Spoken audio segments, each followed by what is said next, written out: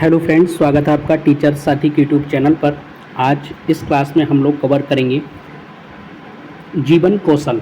जीवन कौशल प्रबंधन एवं अभिवृद्धि आपके सिलेबस में 10 नंबर का पूछा जाएगा। और अभी सिलेबस चेंज होने की भी बात हो रही है, लेकिन सब्जेक्ट आपके चेंज नहीं होंगे, नंबर कम ज़्यादा हो सकते हैं। तो चलिए आज से हम लोग इस सीरीज को स्टार्ट कर रहे हैं। अगर आप जीवन कौशल में अच्छे नंबर लाना चाहते हैं तो आपको यह कंटेंट ज़रूर पढ़ना चाहिए। हम लोग इस सीरीज के माध्यम से अच्छे से इस टॉपिक को कवर कर लेंगे। तो चलिए आज की यह हमारी पहली क्लास है, जिसमें हम लोग व्यावसायिक आचरण एवं नीति से संबंधित प्रश्न पढ़ेंगे। तो चलिए हम लोग स्टार्ट करते हैं। सबसे पहला प्रश्न है, अध्यापन व्यवसाय के आरंभ में अध्यापक की सफलता के महत्वपूर्ण कारक हैं। तो इसको सही आंसर क्या होगा? व्यक्तित्व तथा व्यवसाय कक्षा से समायोजन की योग्यता। अगर एक अध्यापक अपने अध्यापन के व्यवसाय में सफलता चाहता है तो सबसे महत्वपूर्ण चीज़ है कि उसका व्यक्तित्व अच्छा होना चाहिए और कक्षा से समायोजन की उसकी योग्यता होनी चाहिए। प्रश्न नंबर 2, अध्यापन व्यवसाय में अध्यापक कैसे सफल हो सकता है? तो प्रश्न है, अध्यापन व्यवसाय में एक अध्यापक अपने आप को कैसे सफल बना सकता है? तो इसका सही आंसर है अच्छे व्यक्तित्व के द्वारा। तो जब किसी शिक्षक का अच्छा व्यक्तित्व होगा तभी वह अपने आप को एक बेहतर शिक्षक बना सकता है। प्रश्न नंबर 3 है, जीवन कौशल हेतु शिक्षा की आवश्यकता क्यों है? तो जीवन कौशल के लिए शिक्षा की आवश्यकता क्यों है? तो जीवन में चुनौतियों का सामना करने के लिए, जीवन में तमाम चुनौतियां आती रहती हैं और उसको सामना करने के लिए हमारे लिए शिक्षा की आवश्यकता होती है, जिसके माध्यम से हम लोग अपने जीवन में आने वाली जो चुनौतियां हैं उनका सामना कर सकते हैं। प्रश्न नंबर अगला,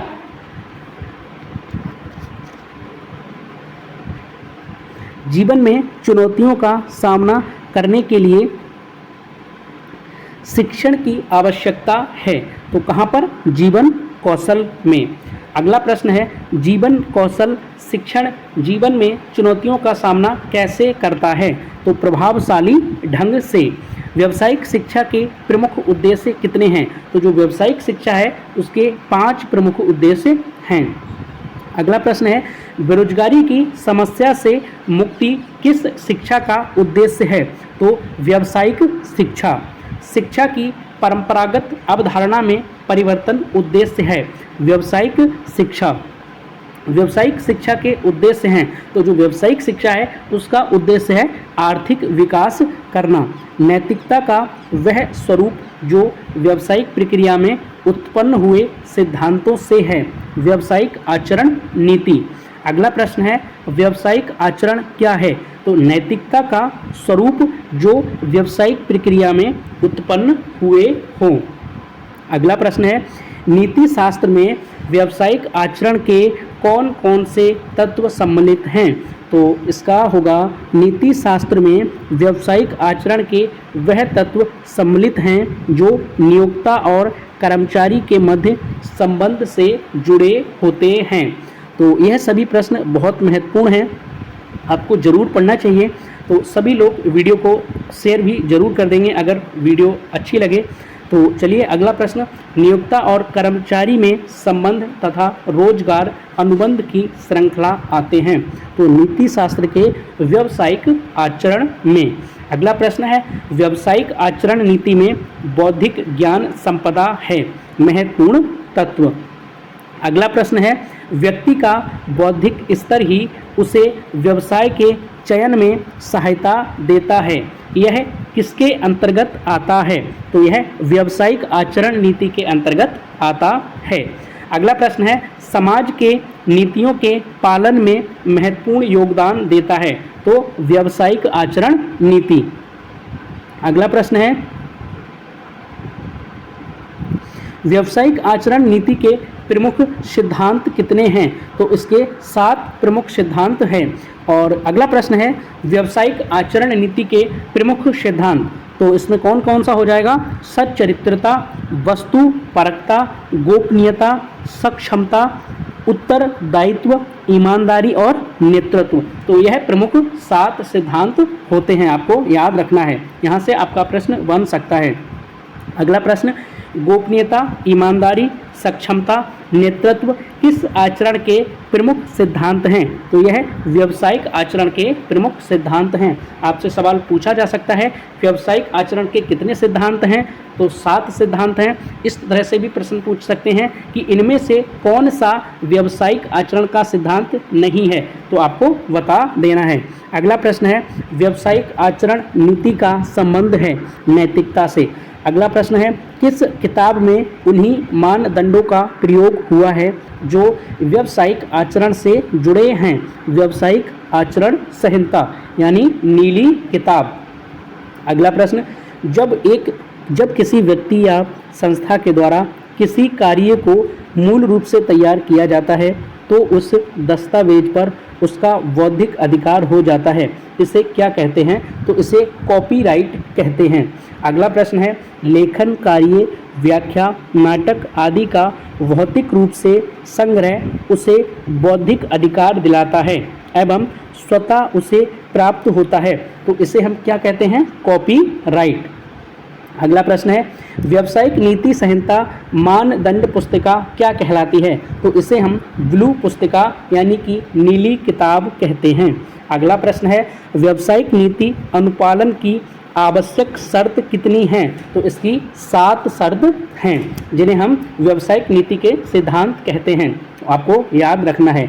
अगला प्रश्न है व्यावसायिक नीति अनुपालन की आवश्यक शर्तें हैं सहयोग, सद्भावना, ईमानदारी और जिम्मेदारी।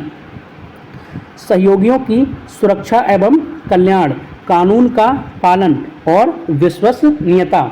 अगला प्रश्न है जब किसी की बौद्धिक संपत्ति को नियमों का उल्लंघन कर अन्य व्यक्तियों के द्वारा उपयोग किया जाता है तो उस व्यक्ति पर कार्यवाही की जाती है, दंडात्मक कार्यवाही की जाती है।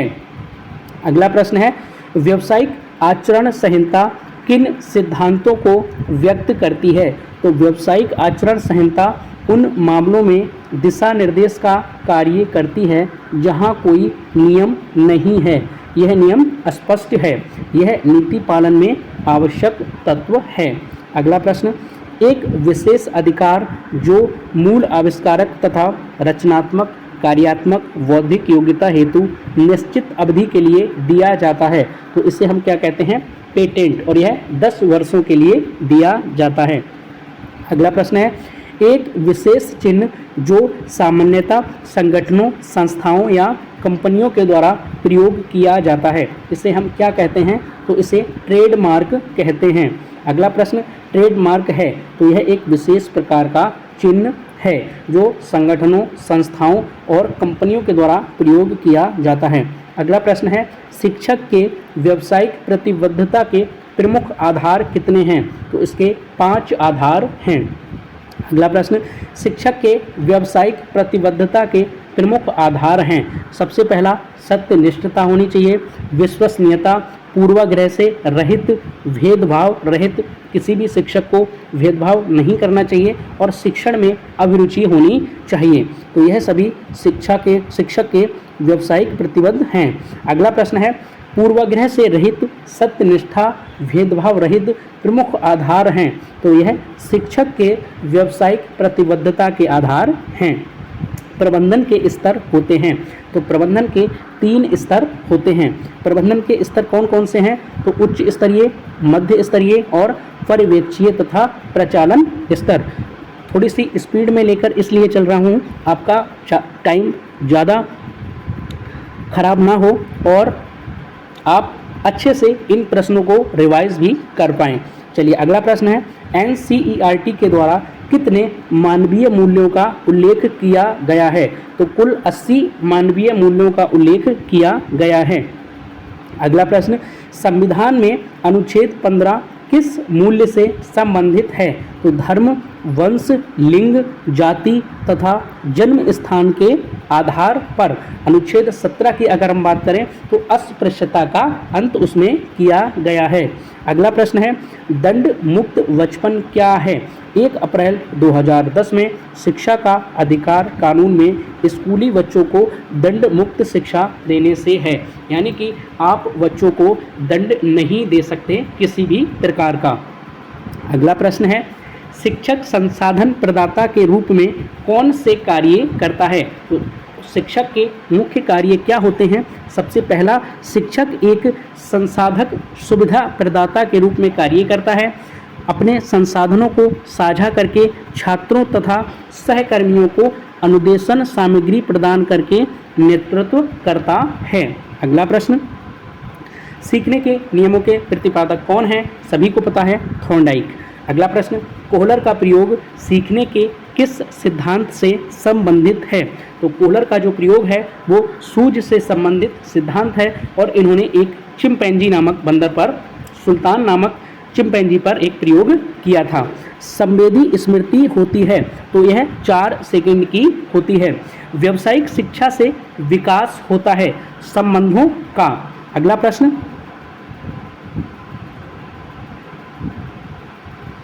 व्यावसायिक शिक्षा व्यक्ति को जोड़ता है तो यह समाज से जोड़ता है। अगला प्रश्न, थर्स्टन तथा लिकर्ट किसके मापन से संबंधित थे?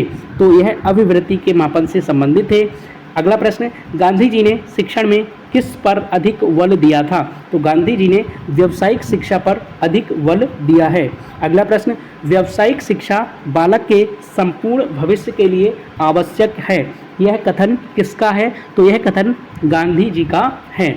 अगला प्रश्न है, अध्यापन व्यवसाय के आरंभ में अध्यापक की सफलता का महत्वपूर्ण कारक क्या है?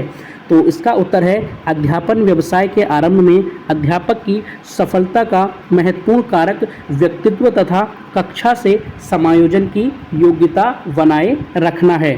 अगला प्रश्न है, व्यावसायिक शिक्षा के प्रमुख उद्देश्य लिखिए।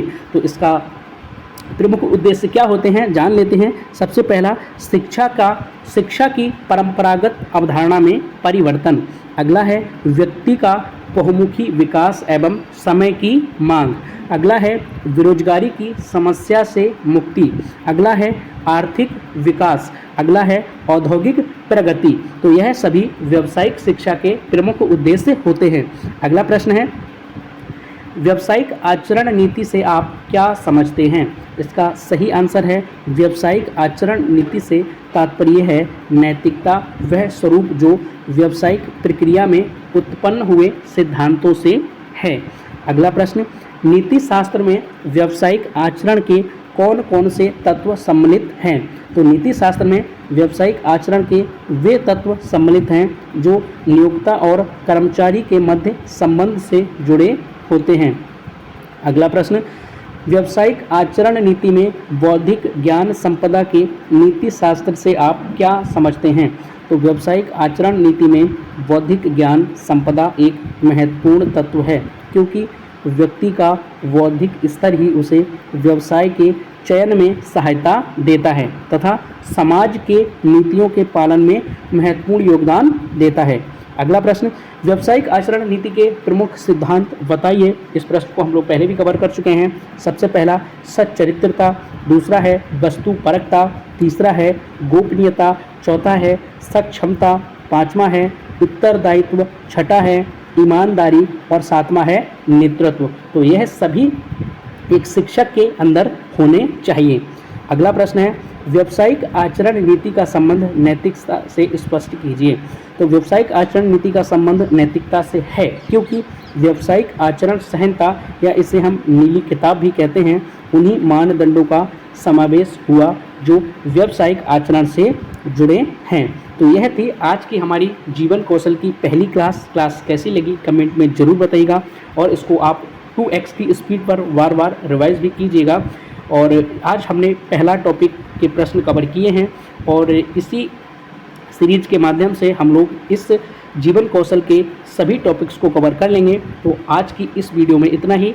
नेक्स्ट वीडियो में हम टॉपिक पढ़ेंगे शिक्षण की भूमिका, तो चलिए आज के लिए इतना ही रखते हैं। अगर आप डेली हमसे लाइव जुड़ना चाहते हैं तो रात 10 बजे हम लोग अभी जीएस की एक क्लास कंटिन्यू कर रहे हैं। यूपी SCERT की 6 से लेकर 8 तक पृथ्वी और हमारा जीवन के